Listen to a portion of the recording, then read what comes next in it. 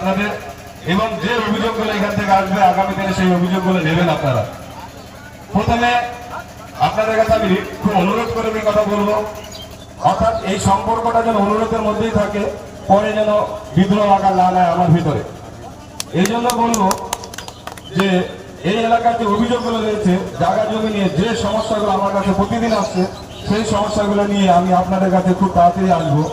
সেই সমস্যাগুলো দ্রুত সমাধান করতে হবে এই এলাকার লোকেদের স্বার্থে।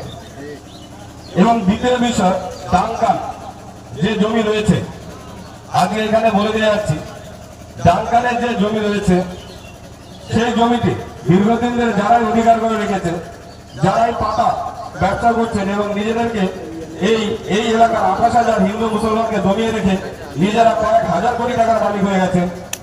যে সমস্ত আগামী যে পাতাটা উঠবে সেই পাতাটা আপনারা আপনাদের জমি থেকে পাতা নিয়ে নেবেন, প্রশাসন আপনাদের সহযোগিতা করবে। জমির যারা মালিক রয়েছেন তারা নিজের নিজের জমি অধিকার করে নেবেন। যতদিন ডাঙ্কান কোম্পানি না আসছে ততদিন আপনাদের নিজেদের জমি আপনারা সেই জমি থেকে যতটুকু উপার্জন করে সংসার চালাতে পারবেন ততটাই ভালো।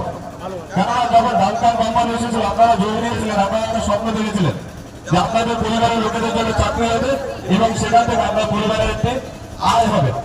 কিন্তু তারা সেই কোম্পানি যাওয়ার পর সেই জমি অধিকার করে রেখেছে কেউ, এবং সেখান থেকে কোটি কোটি টাকা উপার্জন করছে প্রতি মাসে।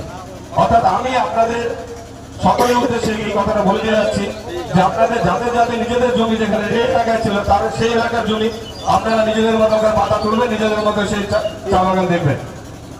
ওইখানে কারো ব্যক্তিগত মালিকানা আপনারা মানবেন না। যদি কেউ আপনাদের বাধা দেয় আমাকে জানাবেন, আমি প্রশাসনকে জানাবো যে ওই জমির মালিক দিয়ে সেটা প্রশাসনকে দেখা দিতে হবে। তাহলে প্রকৃত জমির মালিকটাকে প্রশাসনকে কিন্তু দেখে দিতে হবে ওই জমির মালিকটিকে। যাই হোক, আপনাদের কাছে আরেকবার বলবো, সত্যি খুব ভালো লাগছে আপনাদের এলাকায় এসে।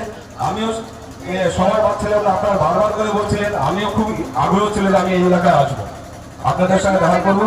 আগামী দিন আপনাদের সঙ্গে প্রত্যেকের সঙ্গে ব্যক্তিগতভাবে আমাদের সম্পর্ক আরো তৈরি হবে এই আশা রেখে সকলকে ধন্যবাদ জানিয়ে, আমার মন থেকে ধন্যবাদ জানাচ্ছি। এবং যারা বিভিন্ন রাজনৈতিক কারণে ঘর ছাড়া হয়েছে, এখান থেকে দূরে চলে গেছেন কিংবা বিভিন্ন কাজে বাইরে রয়েছেন, তারা আবার ফিরে আসুন, তাদের সমস্যা আমাদেরকে জানান, আমি দেখছি তাদেরকে কিভাবে ঘরে ফিরে দাঁড়ানো যায়।